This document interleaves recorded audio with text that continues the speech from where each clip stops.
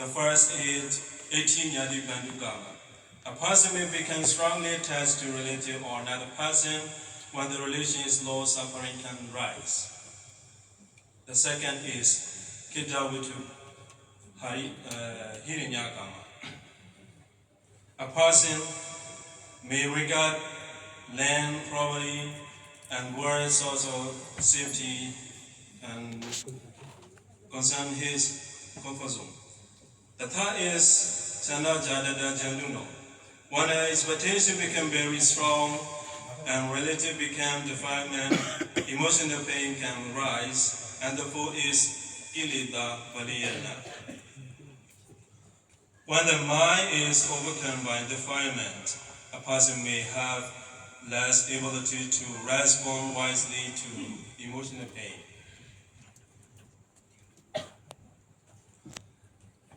Now I would like to present the central part of my research. I consider 7 stages of process emotional pain from the Kama Sutra and its commentary. The first stage is attachment.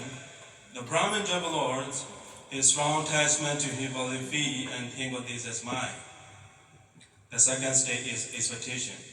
Because of this attachment, he develops expectation about his future success and happiness. The third stage is fear of loss. He became concerned about losing what he desired. The fourth stage is grief and actual loss.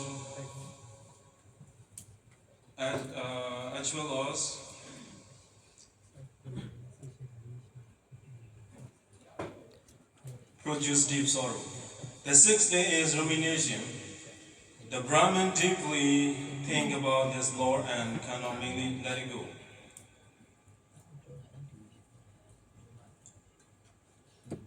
Finally, the seventh stage emotional pain that continue attached to rumination produce severe mental sufferings.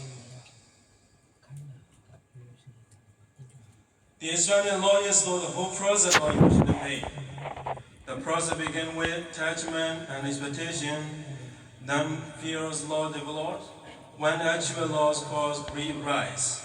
If the person continues to mentally dwell on the loss, it becomes rumination. Finally, the suffering becomes deeper emotional pain. So we can understand the process as attachment, expectation, loss, grief, rumination to pain. Based on the causal process, I contrast corresponding 7 states, body counseling framework. The first stage is the counseling process began with the communication and listening. The second stage is recognizing attachment. The person held recognized the attachment behind the sufferings. The third stage is yonisamanatikara, wise reflection. The person becomes to his mind the situation carefully instead of remaining instead in emotional reaction. The fourth stage is understanding the nature of desire. A person begins to understand the elimination of attachment to desire. The fifth stage is nisasanya, acceptance or impermanence. The person becomes to understand the change and loss are natural. The sixth stage is nisarana. The person gradually releases mental clinging, and seventh stage is indeed inner peace and spiritual freedom.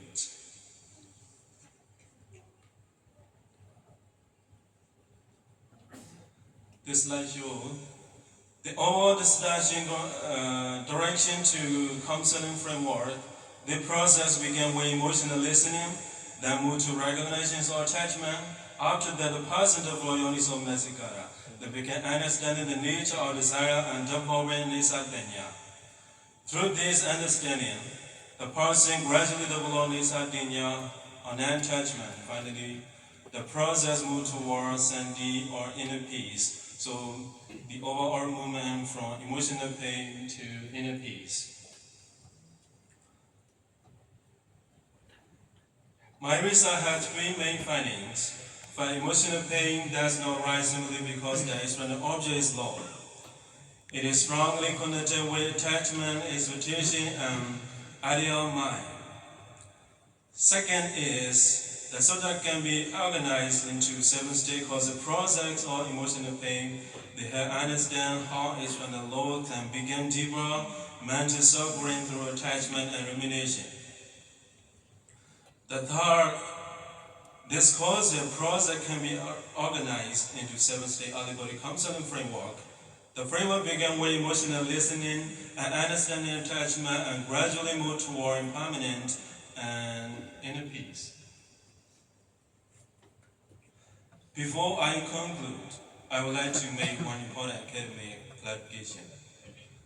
These 7 states are not claimed as 7 states explicitly taught by the Buddha.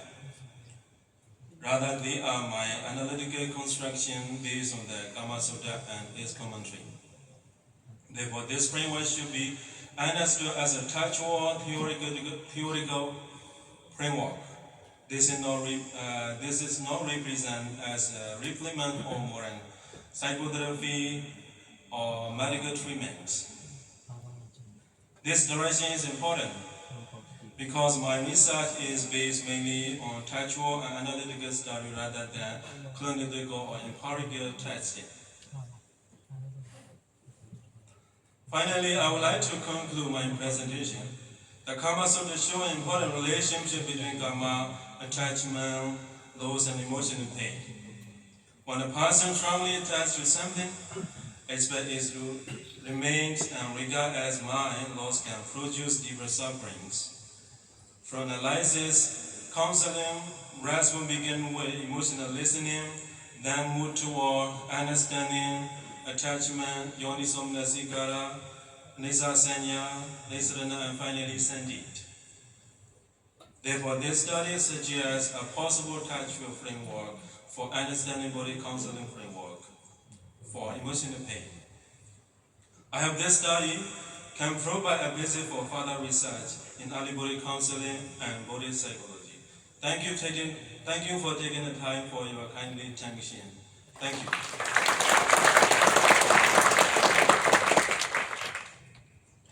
According to Kama Sutta, it's described to reduce emotional pain. So the first, yonisomanasikarā. The second, nisasanya, developing nisasanya. If you suffer emotional pain and think I am impermanent, no, everybody impermanent that can reduce the knowledge, the awareness can be reduced the emotional pain. Did you get it? Thank you. Okay. Thank you for question and thank you for presenting. Actually, personally, I want to say I really appreciate your presentation and response.